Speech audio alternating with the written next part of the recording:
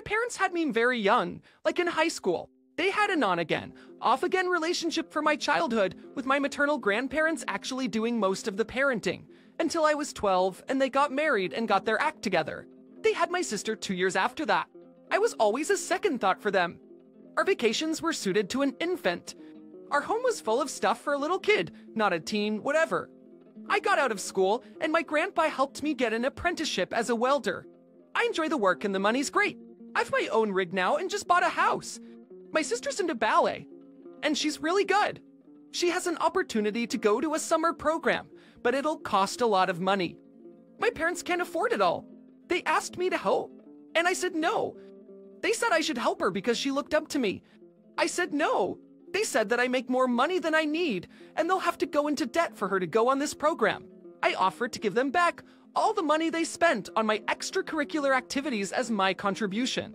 They said I was being an idiot because when I was young, they couldn't afford to pay for the stuff I was interested in. I pointed out that they're old, and they still can't afford crap. My grandparents said I was too harsh for how I phrased it, but they know that my parents did nothing for me growing up. Am I idiot? Idiot. The training program includes flights and room and board and everything. It was about $20,000. They're asking for $20,000? Are they out of their minds? That's some sugar-free audacity. If you ever wish to gift your sister anything, that's your prerogative, but absolutely 100 not your responsibility. For it to be and then to guilt you for being better off than them? Forget that. Aunt the idiot. And I'm proud of you. Well. Twintamiachike. What kind of school is this?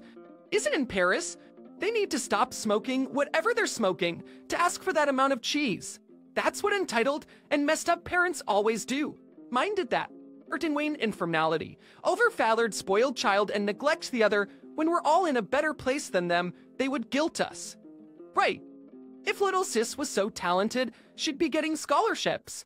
20K is what you pay when your parents are convinced you're going to be the next Instagram ballerina, and they've found some elite program promising to get her there. Your parents can pick up extra jobs, take out a loan, or drop the issue. Such programs are a want, not a need. Exactly. Ballet is extremely expensive to pursue and pays peanuts. Lots of professional ballerinas are being subsidized by their parents. And this is after the pricey tuition for these pre-professional programs. Point shoes, costumes, the competitions, etc. That's unless your sister is a phenom, in which case she'd be rolling in scholarship offers.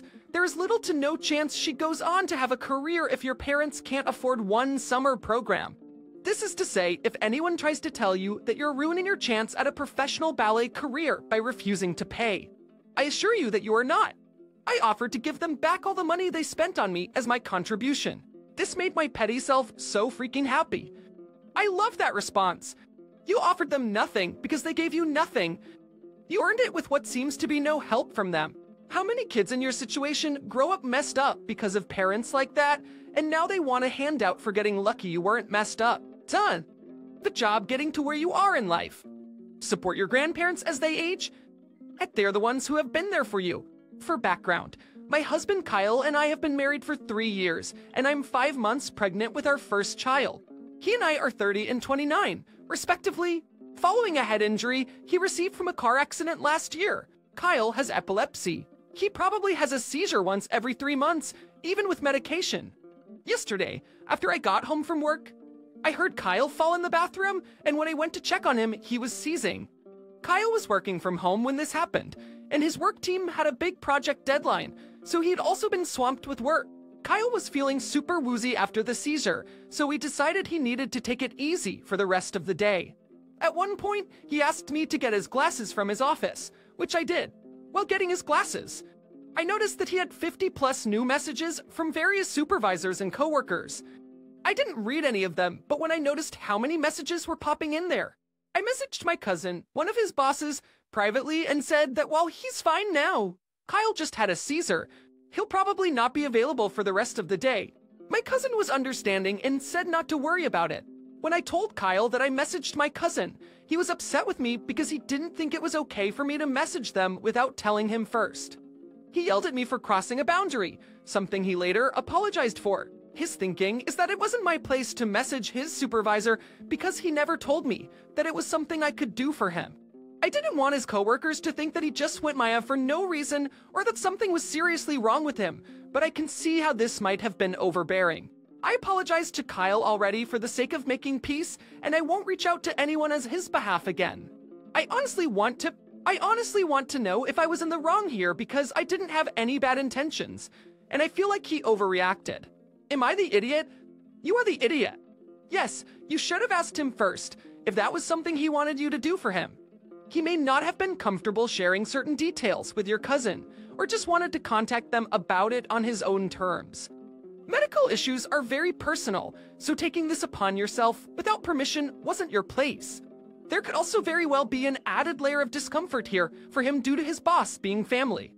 Although you didn't mean to do anything inappropriate, it's about impact over intent. Perhaps another approach would be, Emmy, I noticed you're getting a lot of chat messages. Would it be okay to let my cousin know what's happening? People at work may or may not know what's going on, and they may not want to provide the level of information you may have provided. Do you realize that people who just had a seizure are typically not lucid for some time after? Being upset after a seizure is a sign that lucidity hasn't returned. After a seizure, we're much more prone to being upset about things without making any rational emotional connections to what's happening. The brain is still trying to sort itself out after the electrical storm, and it makes lots of fleeting, mistaken corrections. But you are not the idiot. I hope that if something similar happened to me, my husband would speak with my supervisor. They'd be worried sick if I disappeared in the middle of the day. I don't understand the people saying you're the idiot when you're trying to ensure that no one at your husband's job is left high and dry by a sudden disappearance. He wasn't in a position to notify his employers himself, for goodness sake. But do you guys have a plan now for the future? Should it happen again? Also, hope he's doing better. I'm a hairstylist. I had a mom book her daughter in for a trim and a color with me. I'm not their usual stylist. The stylist they usually go to is on holiday, and I was recommended to them by a friend. When the mom booked the trim and color, she specified that her daughter had long hair and asked if that was okay for me to handle. The receptionist said yes, because I do have a lot of clients with waist-length hair. Waist length is usually the longest hair I'll cut. I've never had a client with hair longer than this. Unfortunately, I can't kneel down for long due to issues with my knees. I'm awaiting surgery. When they turned up for the appointment, the daughter had her hair up in a bun, so I couldn't see the full length of her hair. The mom thanked me for fitting her daughter in. She said that when their usual stylist isn't available, getting her daughter an appointment can be challenging. An appointment can be difficult due to her hair length when the daughter sat in my chair. Yet, I asked her to take her hair down so that I could brush through it before we started her ombre color. When she took her hair down, I noticed it was much longer than I expected. I asked her how long her hair was, and she said it was knee length. She brushed her hair back so that it was all going down the back of the chair, and it was well past the length I was comfortable cutting. I would have had to kneel down to color and cut her hair. I waved the mom over and told the daughter to remove the gown. I apologized to the mom and told her that I couldn't cut her daughter's hair due to its length. I explained that it was too long for me to cut as I couldn't kneel down to cut hair. Understandably, the mom was upset that I was refusing to cut her daughter's hair. She demanded the booking fee back.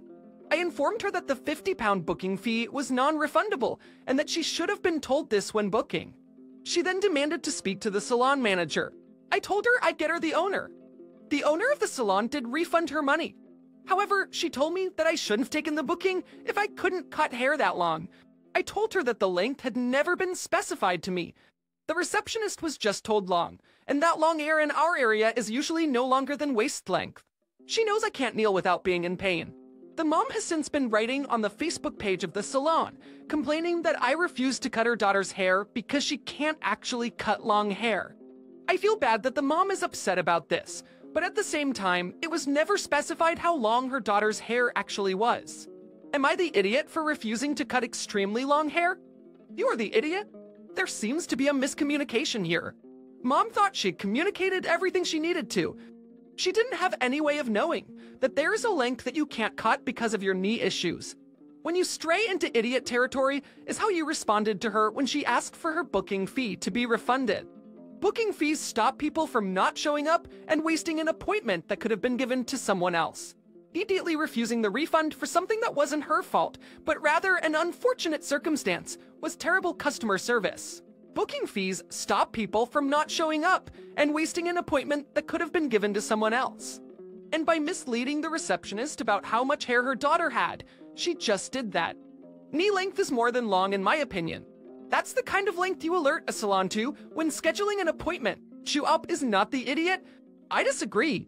You are the idiot. For about 3 times the booking fee, you can purchase a chair that would be high enough to accommodate any length of hair, assuming it's not dragging on the floor. I suspect that some type of booster chair would work too in a pinch, or just set the whole chair on a raised platform.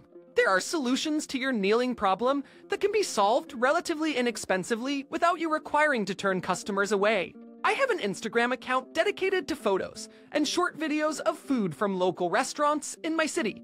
I don't turn meals into a whole photo shoot production when I go out, but I like to snap a few photos of everything as it comes out. I've got about 1,000 followers. It's just a hobby for me, but I've made friends with some other bloggers, and we like to go out and get pics together and try new restaurants. I prefer doing this with my foodie girls, because my boyfriend hates it and will go out of his way to take a big bite of food or mess up his plate with his fork before I can snap any pics. He rolls his eyes when I take pics of my own food, so I pretty much stopped bothering him when we went out together. Money's been tight lately because of some medical bills, so I haven't been able to go out to eat with my foodie girls, and the infrequent date with my boyfriend is the only chance I get to go out to eat. So I had to sit him down and have a let me just enjoy things conversation with him, and told him I was going to take pics of my own food when we went out. And could he please just not be immature about it? And since we alternate who pays for dates, I told him I would appreciate it if he could spare the 30 seconds for me to snap a pic of the appetizer plus his meal on nights that I was paying. I got sort of a half-hearted do whatever you want confirmation. Sunday was my turn to pay, and he let me take a pic of the appetizer with minimal fussing. But then when entrees came out, I went to snap a pic of his and he messed it up with his fork. Then he reached over and stirred up my pasta to ruin the photo of my meal. I was so angry that I refused to pay for his half at the end of the meal, which made him angry because he wouldn't have ordered a cocktail if he knew I was going to skip my turn. He says I owe him one because I don't get to just decide not to pay, according to our agreement after we've already ordered. Not the idiot, but girl. Why are you even dating someone who clearly has no respect for you or your hobbies? Please ask yourself why you're in a relationship with a selfish child. If he doesn't want you to do what you enjoy, then he's not the person for you. Don't. You have a nice hobby. It's not destructive, physically or emotionally. It's something fun. Plus, you ordered extra because you were paying. What a cheap idiot. Dump him. Yeah, keep the food, ditch the boyfriend. I thought it was a good compromise that he gets to eat his food while you take quick pictures of yours. But why did he have to go out of his way to ruin yours? That's just super immature and petty. No rational person gets this upset about their partner wanting to snap a few quick photos of their dish to the point they intentionally sabotage the photos. I don't get people who go out of their way to actively ruin other people's fun. He totally could have just started to eat his food, but to mess with yours is just not acceptable. I'm in a relationship where my boyfriend goes out of his way to make my sorry butt happy, drives to a special store to get me ice cream, lactose intolerant, starts cooking at 8 p.m. on a Sunday because I'm hungry, etc. I, of course, do stuff for him too, but he's just the best. Fine to me, a relationship has to beat being alone. Someone ruining my fun and peace doesn't cut it. So, am I the idiot? Not the idiot. If she didn't want the dress to be photoshopped, she shouldn't have let her daughter attend a wedding in a lacy white dress. That's the nerve of that woman. Sister-in-law is ticked.